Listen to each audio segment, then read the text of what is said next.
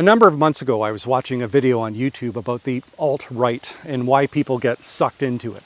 Now, just as with many things in life, there's a wide variety of reasons, but one does stand out in particular. Usually it begins with ordinary people, just like you and I, who get red-pilled. They get a let's go Brandon moment. They suddenly realize that much of what they're being told by the media and the powers that be on important political and social issues are nothing but blatant lies. Unfortunately, though, these people then swing too far the other way. They go online in search of alternative forms of information, only to get lured down the rabbit holes of the far right. In this video, I want to look at something vaguely similar to that, but involving the Christian community. Sincere believers who have woken up from the general spiritual apathy that plagues so many of our North American churches today, only to get lured down Christian rabbit holes. Hi everyone, I'm Mark Leeming, where the goal of this channel is to provide sound theology in a brief amount of time. Or to put it a different way, I've made the spiritual mistake so you don't have to. So if you're new here, please do consider subscribing and don't forget to hit the notification bell.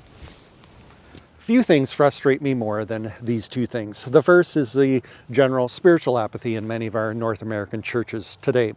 I mean, we live in the age of the internet, right? In the age of YouTube. There are so many great Christian resources out there right at our fingertips. If there ever was a time in church history when the church should be comprised of spiritual giants, it's today.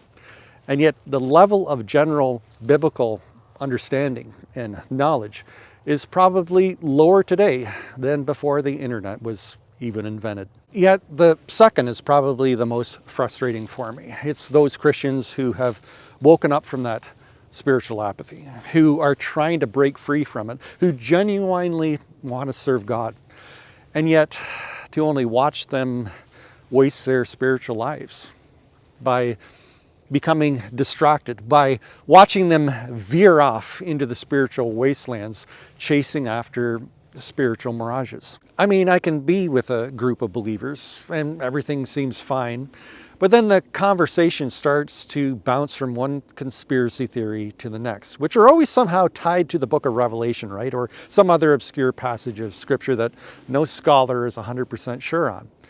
It can be frustrating. And yet I'm always reminded that the early church struggled with that very issue. In 1 Timothy 1, verses 3-7, Paul reminded Timothy why Timothy had been sent to the city of Ephesus.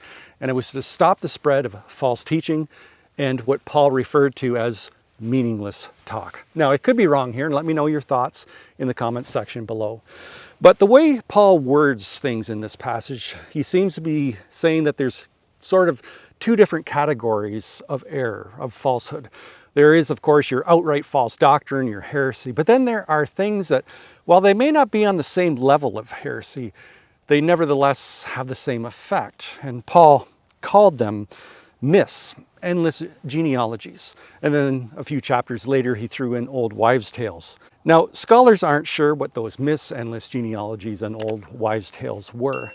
But they do seem to have been rooted in Jewish thinking, rabbinical speculation about things in the Old Testament, especially the genealogies. But whatever they were endless.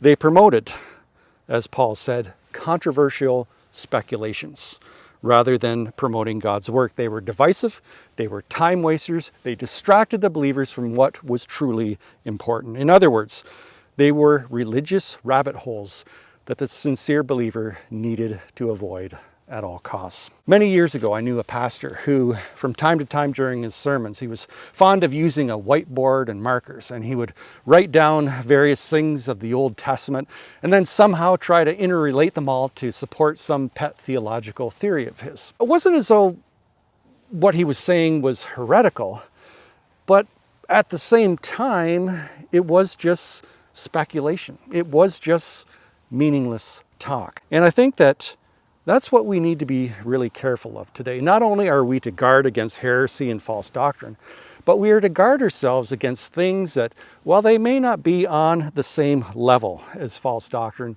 nevertheless they have the same effect by distracting us from what is truly important. Perhaps if Paul were alive today, he wouldn't refer to them as myths, endless genealogies, and old wives' tales, but he would call them Christian conspiracy theories. Especially if you're a new believer.